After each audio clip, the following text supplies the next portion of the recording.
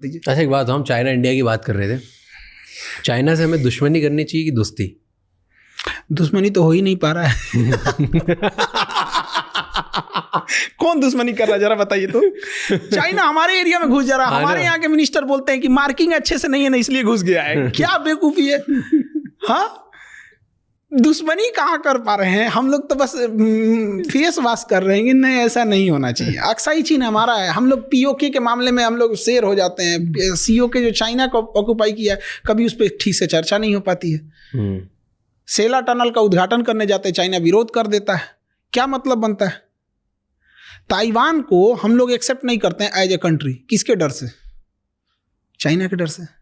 क्यों डरते हैं? ये हम थोड़े डर रहे हैं। जो बैठे हैं लोग डर रहे हैं लोग, हम तो कह रहे हैं काहे डर रहे हो भाई। बट आपको क्या लगता है क्यों डर है? कुछ तो रीजन होगा तभी।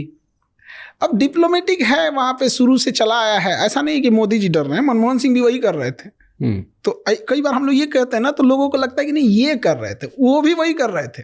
तिब्बत चाइना ने कब्जा कर लिया था, पंचशील समझौता लेके जवाहरलाल नेहरू घूम रहे थे, चाइना ने पीठ पे खंजर मार दिया।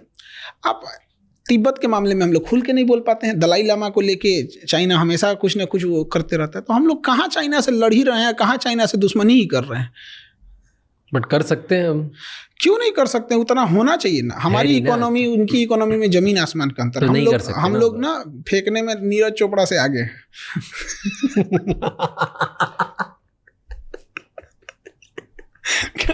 फेंकने में अगर ओलंपिक में बांसबाजी में होता ना तो गोल्ड मेडल हम ही लोग का रहता है।